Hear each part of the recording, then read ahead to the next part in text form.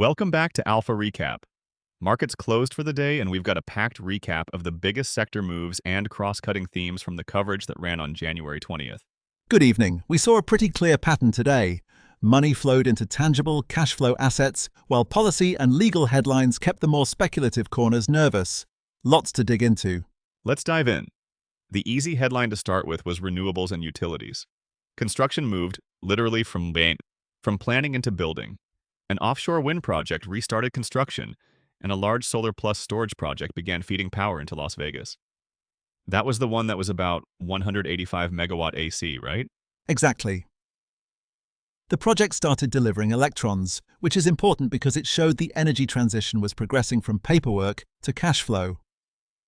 For investors, that means revenues that were previously theoretical became visible in the near term. Which is why capital rotated into utilities and grid tech. When projects move to construction and commissioning, you're not just buying a promise, you're buying a pipeline of contracted receipts.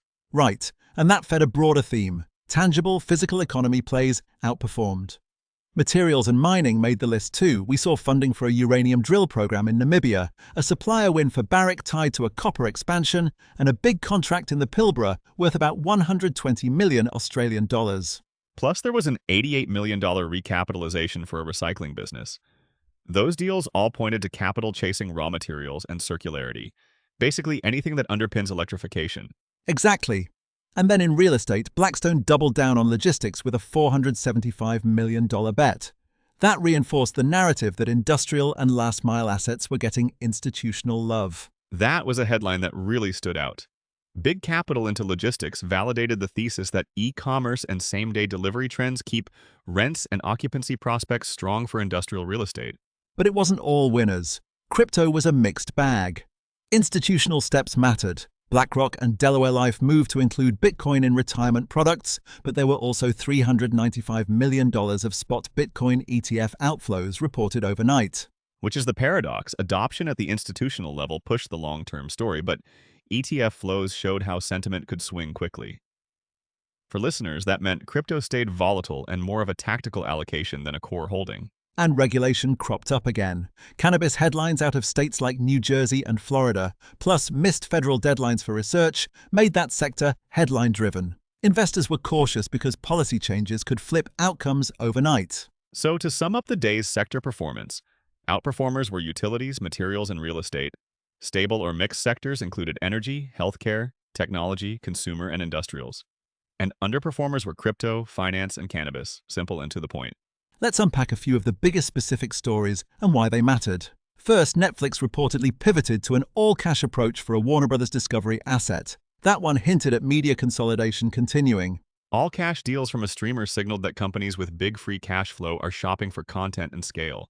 For investors, M&A in media is a two-edged sword. It can boost scale and margins for winners, but also concentrate risk and change free cash flow profiles if buyers overpay. Next big move. The BlackRock and Delaware Life step into retirement products with Bitcoin versus those ETF outflows we mentioned. This one mattered because it showed demand creation at the institutional retirement level, but short-term liquidity remained fickle. People asked us on the desk, what does ETF outflow mean practically? It's simply investors pulling money out of that specific ETF vehicle, which can put selling pressure on the underlying asset. When you saw $395 million exit overnight, that was a clear volatility signal.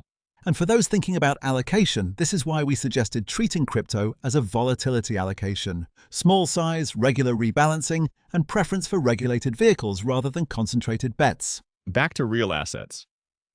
Blackstone's logistics move was significant not just because of the size, $475 million, but because it validated landlords and REITs focused on fulfillment. Institutional capital like that tends to lift valuations across the asset class.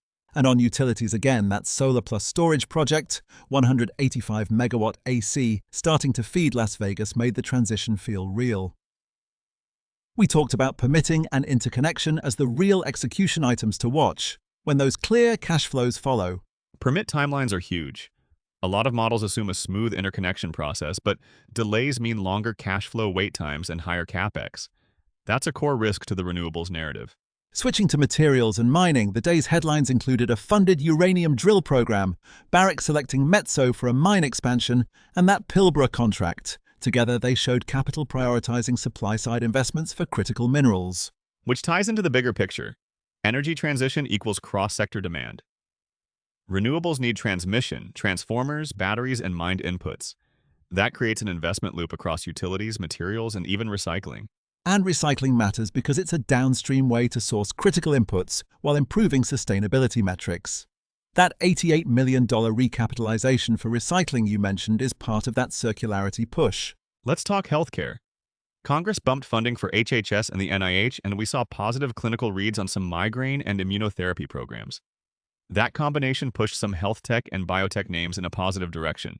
Public funding is underrated. When NIH gets more money, translational research speeds up, which helped the narrative for companies working on diagnostics and AI-driven drug discovery. AI was another cross-cutting theme. We saw it climbing the stack, from enterprise software and cloud infrastructure to healthcare diagnostics and retail merchandising. AI headlines supported tech momentum, but legal and privacy risks kept a lid on multiples for parts of the sector. That balance is key. If a company had clear monetization from AI, enterprise software selling to businesses, or cloud firms hosting models, it tended to get rewarded, but companies heavily exposed to privacy litigation or data suits were treated more cautiously. On the finance side, headlines around political risk and currency moves kept investors cautious. A softer dollar and bank-specific stories made for a mixed view on financials. And one more underperformer worth highlighting, cannabis. State regulatory proposals and missed federal deadlines pushed the sector into headline volatility. That made it hard to own biotech-like names tied to policy outcomes.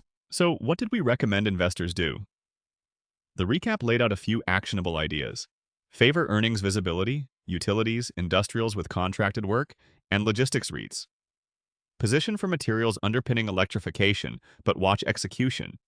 Be selective in tech. Overweight AI beneficiaries and hedge legal risk.